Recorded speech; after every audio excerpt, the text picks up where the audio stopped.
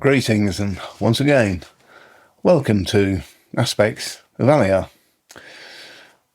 Today in UK, we're in a time of political upheaval, and so are our good souls in the States and elsewhere.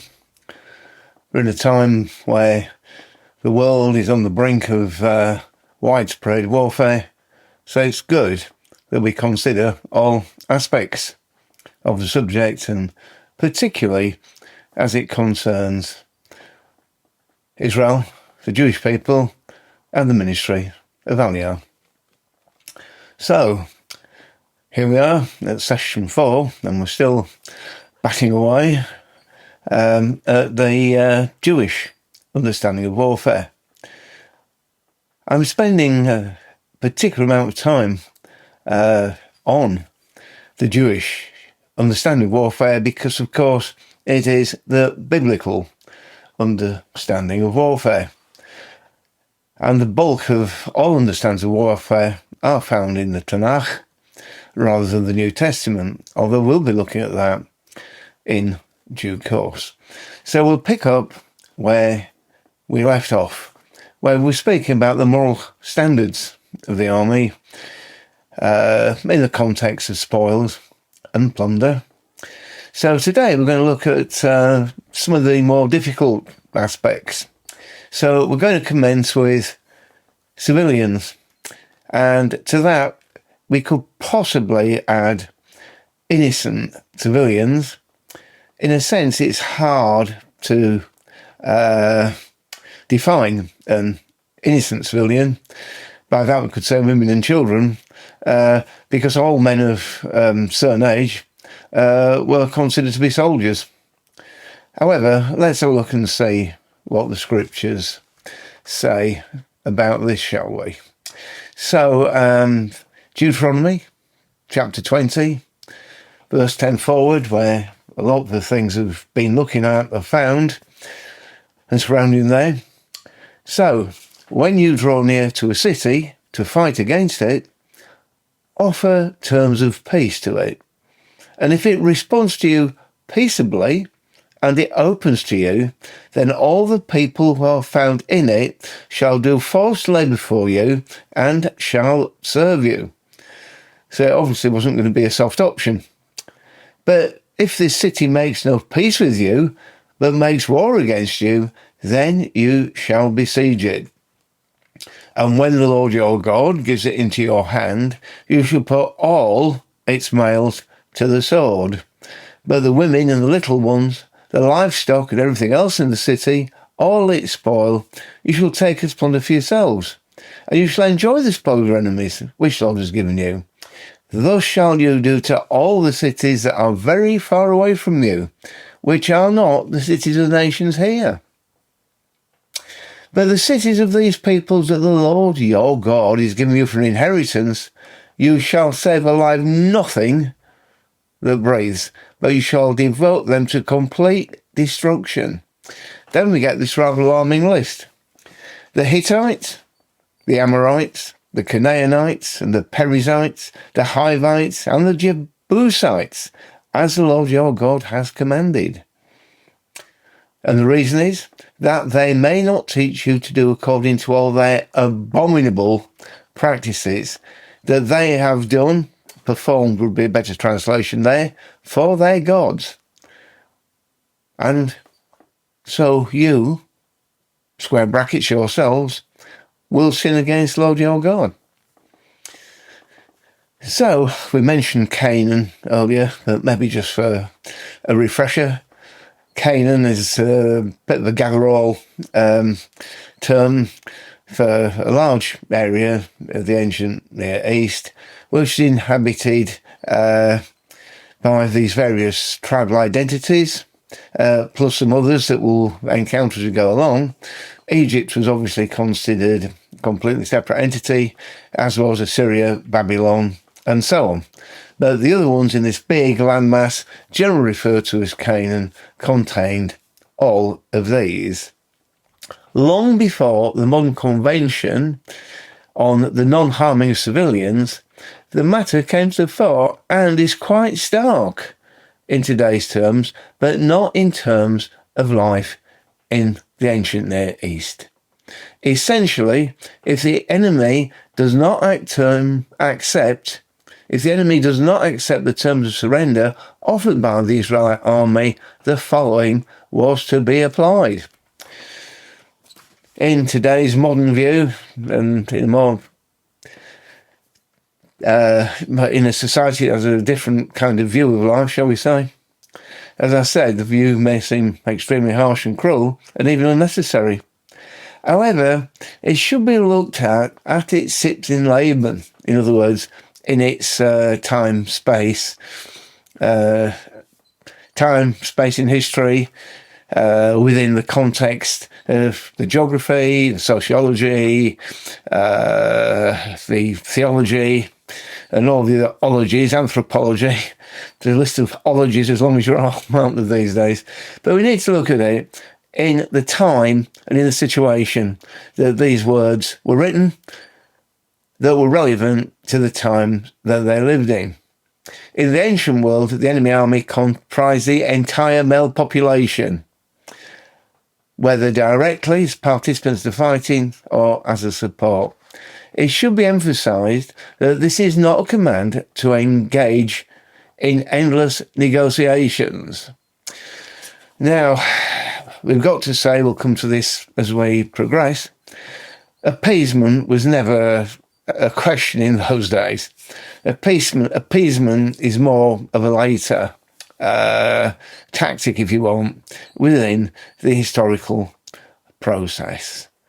Very simply, in the ancient Near East, an offer of peace was made, and generally the conditions would be, as we said, servitude, paying taxes, various other tallages, various other things. But certainly, there were no other negotiations. It was very much put up or shut up, as we say in the UK.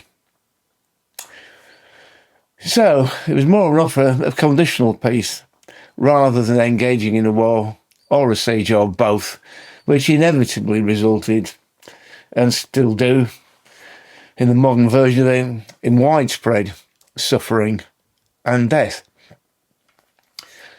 I mentioned this before, but it may come as a surprise to some of our listeners that what we call biological warfare certainly existed in those days, throwing dead animals and dead bodies into water supplies, or putting materials that they knew would contaminate water supplies was an early method of this, as well as throwing snakes, scorpions, good knows what else, over the walls. May come as a bit of a surprise, but things haven't really changed. So let's have a look at the biblical story of Simeon and Levi and the city of Shechem in Genesis 34. Quite germane to this discussion. After Shechem ben Hamor, son of the city's king, raped Jacob's daughter Dinah, Simeon and Levi kill all the males of the city. Now, some Jewish commentators, such as Nachmanides, take quite a dim view of this, and they saw that as grossly immoral conduct, and argued that this is why Simeon and Levi were reprimanded by their father Jacob in Genesis 49, 5-7, Others justify the act. They argue that it is of the nature of war and that the acts of one obligate all. So what we're speaking about is individual, joint and corporate liability, to use legal speak. Now, this is interesting because in the ancient Near East, but particularly in Hebraic understanding, in the times of Tanakh, there was a hierarchy of responsibility. And the best way of looking at the hierarchy of responsibility is to look, I've mentioned this before in a previous broadcast, but to look at the prayer of Daniel, where the individual is at the bottom of the pile, but he starts off with the nation, the tribe, the family, then the individual. But it also works the other way around. If an individual is guilty, then the family is guilty. Ipso facto, the Shevet, the tribe is guilty. Hence, the whole nation is guilty. And we see this reflected several times in Torah. We don't have time to do an in-depth analysis on this today. So that view was put very strongly by Maharal in his seminal work, Gur Aryeh al-HaTorah, on Genesis 34:13. Yad Malachim 9:14, there are also, Mishnah also points out that it was justifiable from the halachic, the legal and binding rules on the Jewish people. However, again, these arguments go on to this day. Rabbi Goren, in his great work on the bibliography of Jewish writings, points out, though, even though things may be permitted, it doesn't mean that they're morally right. Now, there's a dilemma, isn't it? However, Christians never seem to be quite bothered about this. They seem to work very much off situation ethics, whereas genocide is generally condemned, and so is ethnocide, so-called ethnic cleansing, etc., etc. We've got this strange animal called international law, and this bizarre organisation called the UN, which I call UN stands for unnecessary and unfit for use. However, they rule and rule and rule, and they never enforce things particularly, unless it's Israel, and then of course they'll put sanction after sanction after sanction and ruling and ruling and ruling against Israel, and don't bother any other nation, particularly ones that carry out atrocities. However, that's another subject for another day. Rabbi Yisraeli addresses the question between international law and the law of armed conflicts and Torah law, expressing the view that rule of law of a country may apply not only to the spheres of civil and criminal law, but also international law. So, that might sound a bit wordy, but according to this approach, international conventions of what is permitted and forbidden in war are halachically, legally if you want, by Torah, valid, except in what is regarded as an obligatory war. So, obligatory wars are those that are commanded by God. Other ones, maybe we could label better as laws of necessity.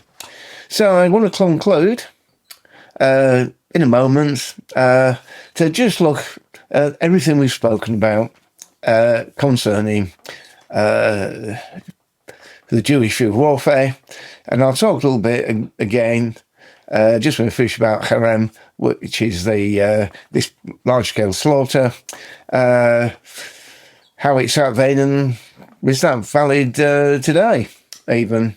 But we'll draw a conclusion after the break.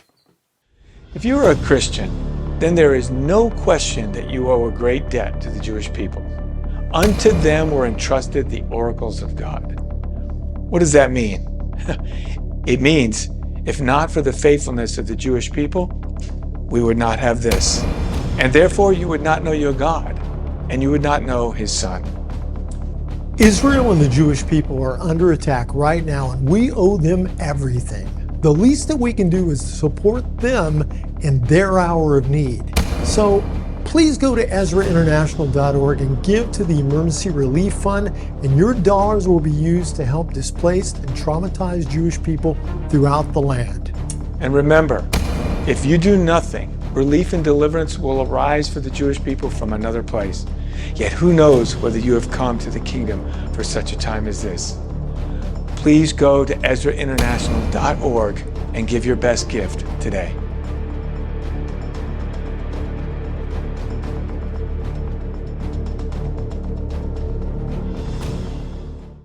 Welcome back. So we're going to draw the strands together on the Jewish views of warfare. The great scholar Gerhard von Rad identified 13 elements of Old Testament warfare, but it's possible, this is according to me, it's possible that not all of the elements that von Rad identified as part of OT warfare were present in any given occurrence of records of such wars. Gerhard von Rad and others like to refer to these as holy wars. I prefer to refer to them as the biblical thing, which is the wars of Yahweh. So, by studying the canonical scriptures, it's possible to develop a picture of the procedures, presumptions, and motives involved in Israel's warfare. However, the main elements I'm going to share with you now, partially based on von Rad, but conflated by myself. So, the assembly of the army for war, in which participation was compulsory, but note the Song of Devorah in Judges, where some of the northern tribes are condemned for refusing to join in. However, that was a commanded war. So, the first thing was the consecration and purification of the army, including sexual abstinence and other steps to ensure ritual purity. If you have a nice read through the Torah, you'll pick all these things up. Can I recommend that you read Torah? Read Leviticus, read Numbers, read Deuteronomy. I know you've all read Exodus, but read the other ones. Read the ones that are full of law and full of ideas that seem a little bit odd, and those you think, well, surely not today. Well, you might be very well right, but I want to remind you, there's only 613 commandments that Jewish people follow, as opposed to the 1,040 that Christians follow. But I think we've spoken about that before. So, firstly, the consecration and purification of the army. Secondly, offering sacrifice prior to taking the field. A divine oracle or a sign. Prophecy. An unshakable certainty of victory. Now, this caused problems, didn't they? We've got several stories about false prophets, and mentioned those before, and I dare say we'll mention them again. The divine oracle or sign. Prophecy, if it's reliable.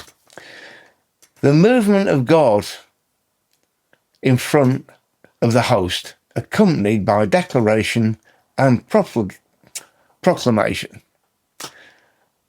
God himself in front of the host, accompanied by declaration and proclamation. When the army went to war, it must have been quite something to see. All the banners, all the shofars blowing, all the trumpets blowing, all the drums beating, all the timbrels being shaken. Israel's war cry, O Lul Adonai Kitov, Ki Lecholam Chasdo. The Lord is good, and his mercy endures forever. Must have been quite a spectacle. Divine terror seizing the enemy, so the enemy's forces lose their courage and are thrown into confusion. And then, herem, mass destruction. So, the preparation for warfare. Warfare must be sanctioned by God himself. God himself must declare the war. Exodus 17:16, Numbers 13,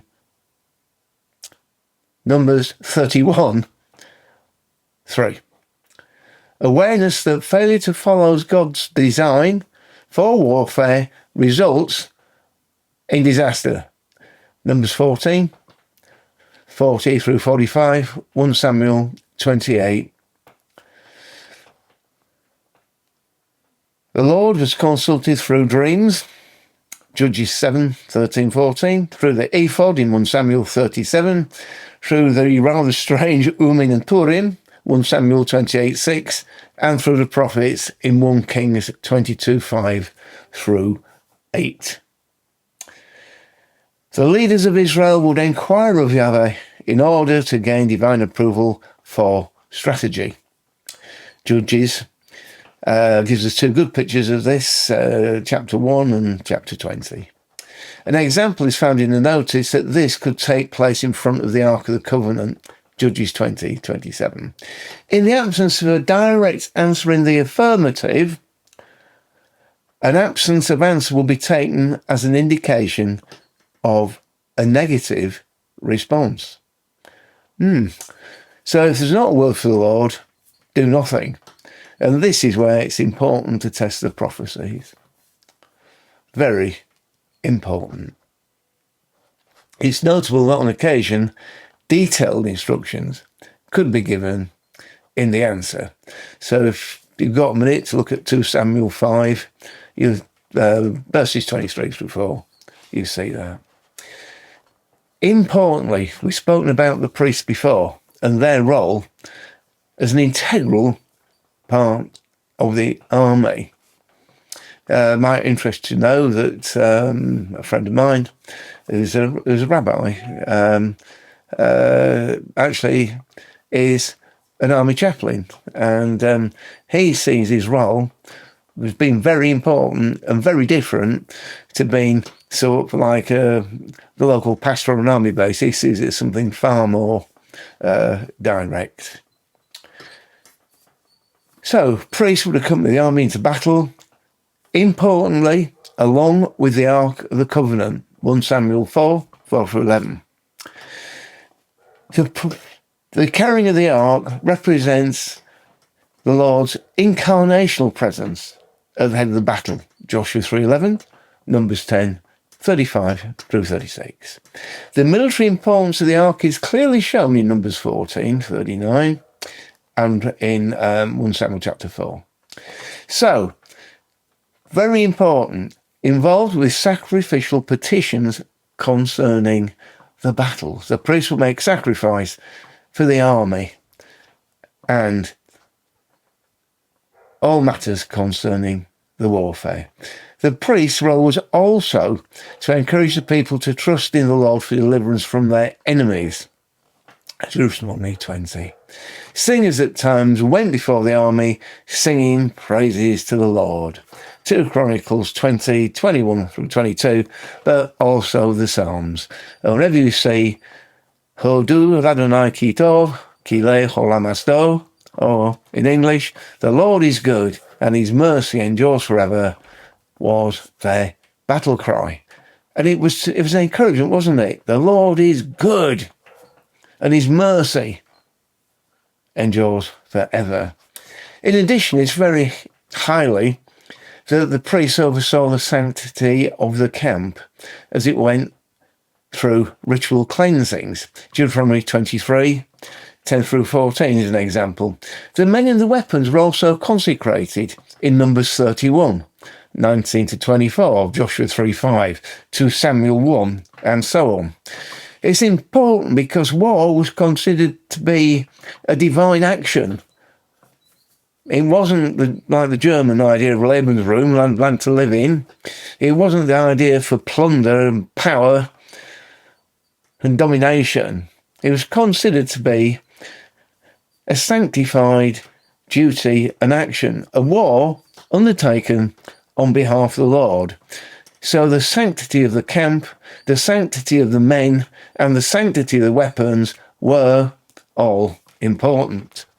The military commander was designated for his office by special gift of the Spirit of God in Deuteronomy 34, Judges 6, and so on, whilst always understanding that they were subordinate to the Lord himself, who was the overall commander of the armies of the theocratic king, accompanied by the heavenly hosts we discussed earlier. It's important to consider that where there are notices that report that when God's Spirit was withdrawn from an individual, he no longer had got authority to lead the army.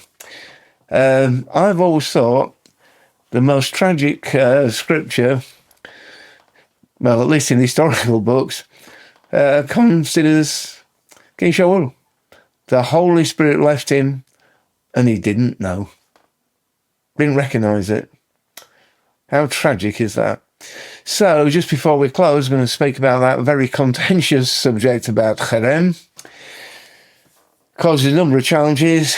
The term cherem in Septuagint, that's the Greek version of the Old Testament, translates this as anathema, which can mean something dedicated to a deity or consecrated offerings laid up in a temple, as well as something delivered up to divine wrath, dedicated to destruction and brought under a curse. The Catholic Church, as you're probably aware, I'm not sure if they still do it, but they used to declare anathema against rulers, rebel priests, barons, well, anybody who didn't take to or felt were against them. And anathema and excommunication were, to all intents and purposes, death sentences. So, Deuteronomy 20, we've looked at it before, haven't we? Looked at it. You must not let anything in a captured town of Israel's promised territory, that is, breathe that remains alive, completely destroy them. Harem is sometimes translated as a ban. In real terms, it meant the total destruction of the defeated life, goods and chattels. This wasn't unique to Israel. Mass destruction of the defeated was a constant practice in the ancient Near East and was practiced with particular savagery by the Neo-Assyrians. One recalls in horror at the savagery of the 10th century Assyrian king, Ashur-Nasirpal. It's always hard, this one. Ashur-Nasirpal. Description in the annals released portraying pyramids of heads of women and children alongside pyramids of heads of men, descriptions of deaths by flaying alive, being impaled, along with the slaughter of domestic animals. On occasion, slaughter was a sacrificial act, as the instance recorded on a 9th century stela, that's a monument, of King Mesha of Moab, where an Israelite village was slaughtered as an offering to Chemosh, the Moabite deity. So, as I said, this kind of mass slaughter was carried out throughout the ancient Middle East and also in Israel. And its importance of the cleansing is illustrated in the story of the 5 kings of the southern coalition. Joshua captured and killed. The downfall of King Shaul, in addition to usurping the priesthood, failed to enact the harem by allowing Agag, the king of the Amalekites, to live. And that led both to his personal condemnation and the end of his life. An illustration of the ban on retaining goods rather than destruction. You probably all know the story of Achan, who held back goods and kept them for himself, that led to his end. And basically, all spoils of war belong to God, not to men. So the Iran covered a lot of this, and basically, mass destruction was so that the Israelites should not be led into temptation and sin. The harem seems to decline somewhat when the monarchy became established, but it's important to know that Israel never fought wars of expansion and never seemed to have any desires for gaining territory. As far as Israel was concerned, the land grant was a land grant, as in Psalm 105. Today, Israel is not an expansionist nation and has constantly been willing to enter into discussions. The fact this never happened is considered to illustrate the truth of the God-land people trichotomy that dominates the works of the prophets. Israel's biblical borders have never been reached, and anything further than this has never been aspired to by the modern state. So we'll finish there. We could go on much longer. Could have some really good conversations, and then we'll go on to Christian view warfare. We'll move on from there to the ideas of peace, and then we'll move on to modern Israel. So my hopes of 4 or 5 sessions, I do believe, will be at least 8. But I do hope that you bear with us, because we are consistently challenged about our support for Israel and the land. So maybe it's good that we really know everything that there is to know about it. So, in the meantime, God bless you. May God be with you until we meet again.